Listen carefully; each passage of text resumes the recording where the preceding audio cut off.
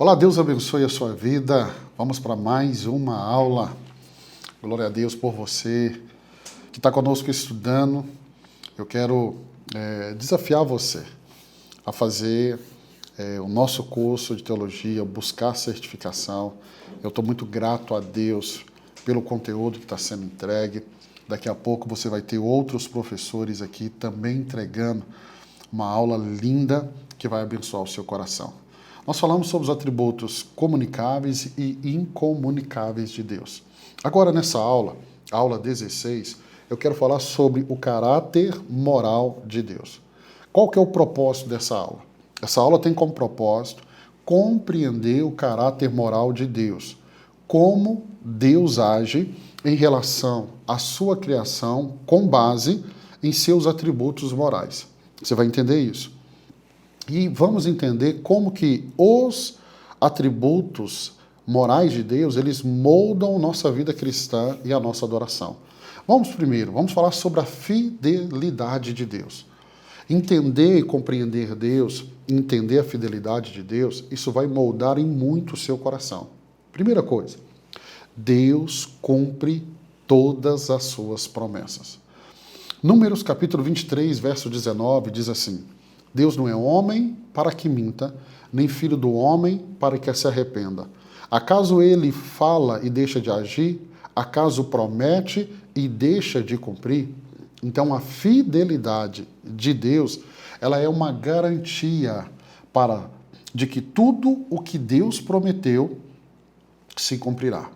Ao contrário do ser humano, que pode falhar, que pode mudar de opinião, que pode prometer e não cumprir, Deus é imutável.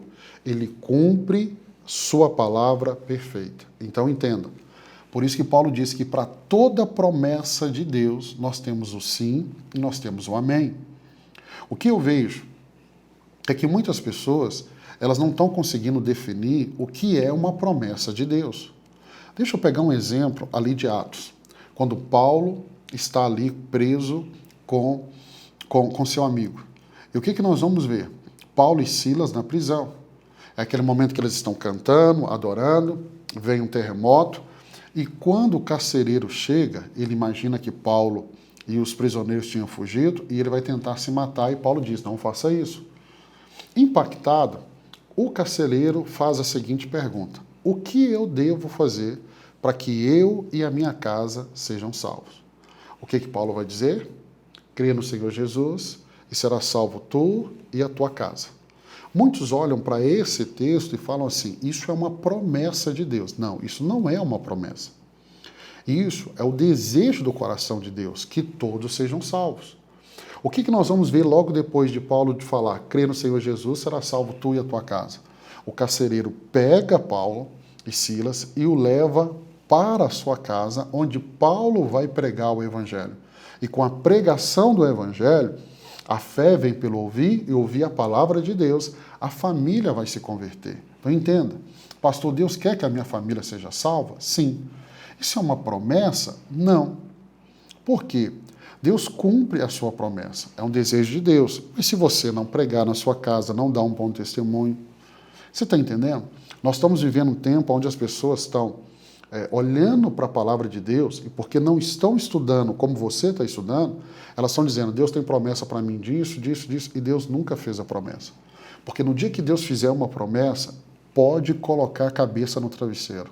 Ela vai se cumprir, porque Deus cumpre com as suas promessas.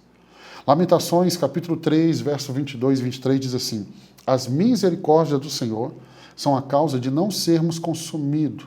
Grande é a sua fidelidade.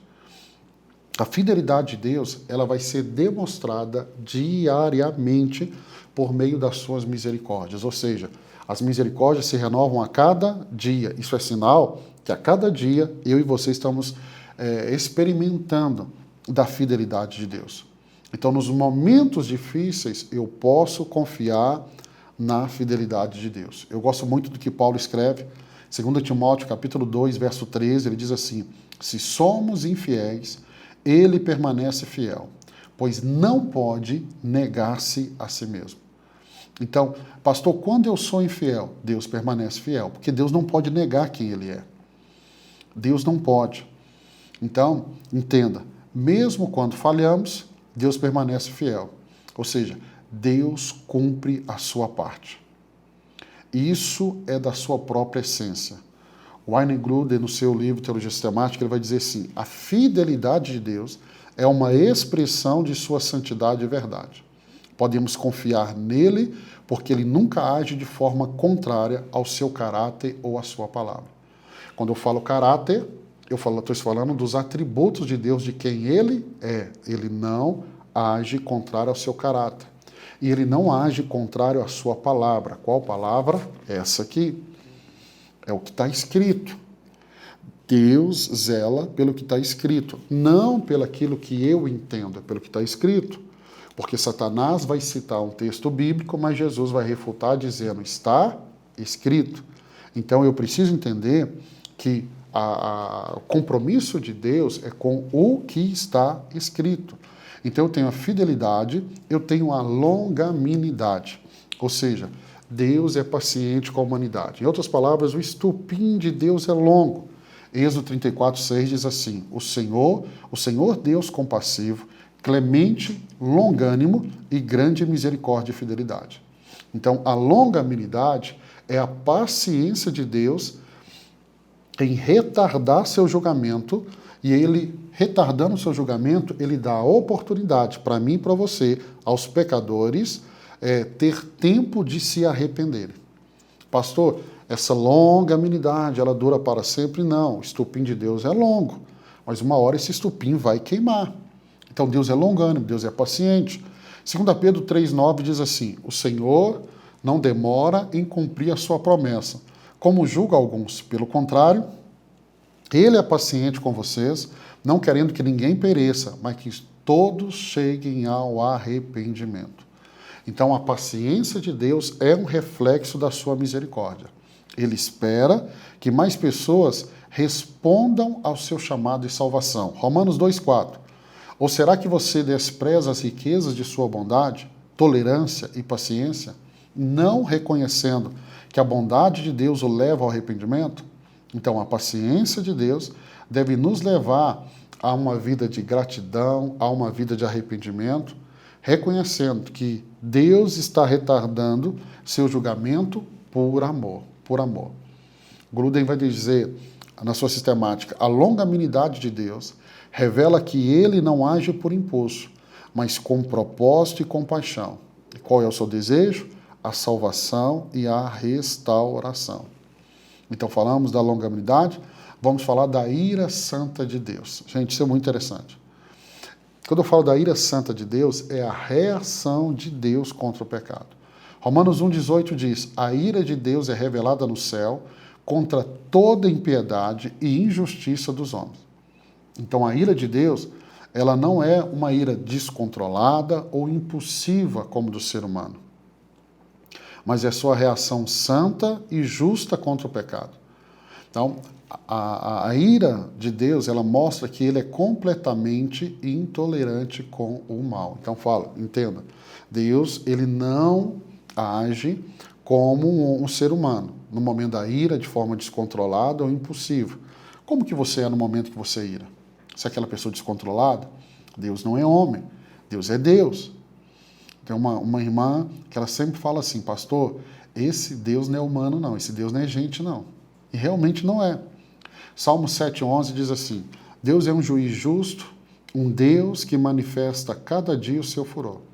Então Deus manifesta a sua ira contra o pecado continuamente, entenda. O fato de eu estar recebendo do caráter de Deus, que é o amor, não quer dizer que eu não possa receber da ira de Deus. Então, Deus manifesta a sua ira contra o pecado continuamente.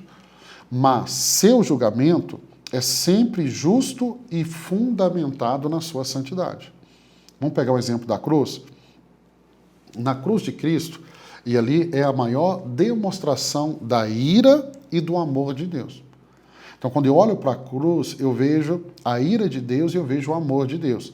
Então, Jesus, ele toma sobre si a ira de Deus que nós merecíamos. A ira que deveria cair sobre mim e sobre você, caiu sobre Jesus Cristo. Então, a justiça divina caiu sobre Jesus. Por quê? Porque Jesus assumiu o meu lugar e o seu lugar de pecado. Então, quando a justiça divina cai sobre Jesus, é oferecido a mim e a você salvação. Então, entenda, a ira de Deus é uma expressão da santidade e da justiça de Deus. Então, sem a ira, sem ela, não haveria punição para o pecado. Ou não haveria esperança de retidão no mundo. Então, entenda, a ira de Deus, ela se manifesta contra o pecado. Contra o pecado. A glória de Deus. A glória de Deus é o propósito final de todas as coisas. Vamos entender. Salmo 19:1. Os céus declaram a glória de Deus, o firmamento proclama a obra de suas mãos. Então, a glória de Deus é a sua grandeza e beleza. É manifestada na criação e em suas ações. Então, tudo o que existe foi criado para glorificá-lo. Escute, tudo. Eu e você, a criação. Isaías 43:7. Todos os que são chamados pelo meu nome e que criei para a minha glória. Então, toda a criação foi criada para a glória de Deus. A humanidade foi criada para refletir e proclamar a glória de Deus, vivendo de forma que exalta o seu nome. Por isso que o homem foi criado à imagem de Deus. Quando o homem peca, essa imagem é desconfigurada. Nós vamos falar sobre isso no próximo módulo. Efésios 1:12, a fim de que nós, os que primeiros esperamos em Cristo, sejamos para o louvor da sua glória. Então entenda, a redenção em Cristo, ela é parte do plano de Deus para mostrar sua glória ao mundo. E vimos a glória do Filho, do unigênito. Então, Jesus veio para restaurar o homem, para que a glória volte a brilhar no homem. Diferente de Moisés, que quando desce pela segunda vez do monte com as tábuas da lei, o rosto dele brilhava por causa da glória de Deus, ele coloca um véu e essa glória foi dissipando até que ela não existia mais, aquele brilho no rosto. Entenda, a glória de Deus na minha vida e na sua vida, ela não está se dissipando, pelo contrário, ela está aumentando até que eu e você cheguemos à estatura de Cristo Jesus. Wayne Grudem vai dizer assim, a glória de Deus é o objetivo final de toda a criação e de tudo o que ele faz. Nossa maior alegria está em viver para a sua glória, refletindo seu caráter e proclamando suas obras. Então entenda, as suas escolhas, a sua vida precisa refletir a glória de Deus. Então, se eu ando nesse mundo buscando apenas os meus benefícios, eu não estou proclamando a glória de Deus. Por isso que Jesus vai dizer, tudo que se deve buscar, busque primeiro o reino de Deus. É você viver uma vida bonita, santa, que vai revelar a glória de Deus. Então entenda, quando eu falo do caráter moral de Deus, fidelidade, longanimidade, ira santa, glória, revela como Deus age em relação à sua criação. Ele age com amor, com justiça e com propósito. Então a fidelidade, longanimidade, a ira, a glória é para Deus manifestar justiça e propósito. Então esses atributos nos convidam a quê? A confiar nas promessas de Deus, a temer a justiça de Deus. Então quando a gente fala em fidelidade, como que está a sua caminhada com Deus? Longanimidade, como é que está? Paulo vai dizer assim em Efésios 5:1, que devemos ser imitadores de Deus. Você tem procurado ser fiel como Deus é fiel, longânimo como Deus é longânimo? Você tem irado, mas não tem pecado, uma ira santa? Você tem vivido para a glória de Deus? Suas escolhas exaltam a Deus? Então esse é o entendimento que a gente precisa ter. Então entenda, esses atributos morais, eles nos mostram e nos levam a meditar e praticar na nossa vida diariamente, a expressão desses atributos morais de Deus, de quem Deus é. Sua fidelidade, né? Sua longanimidade, sua ira, sua glória. Nós temos que viver transmitindo isso em todo tempo. Glória a Deus. Fique muito atento. A nossa aula já está no grupo, a nossa aula ao vivo. Então eu vou ter uma aula com você. O que você vai fazer? Escreve aí as suas perguntas. Nesse dia eu vou conseguir explicar. Não sei se eu consigo nessa aula responder a todos, mas se eu não responder, eu respondo depois você, ok? Mas nós vamos ter uma aula ao vivo de tudo que estudamos até aqui. Então isso vai ser uma oportunidade de trazer a memória, de recapitular, de te fazer relembrar e muito importante, tirar também as suas dúvidas que ficaram. Pastor, nossa, eu estou estudando, tenho um tanto de dúvida. Estudar teologia é isso. Fique bem tranquilo, porque nós vamos ter muitas aulas e com certeza a grande parte, se não dizer toda a sua dúvida, vai ser sanada nas próximas aulas. Deus abençoe sua vida. Eu te encontro aqui amanhã, se Deus permitir, para mais uma aula da nossa formação teológica Imagine. Deus te abençoe.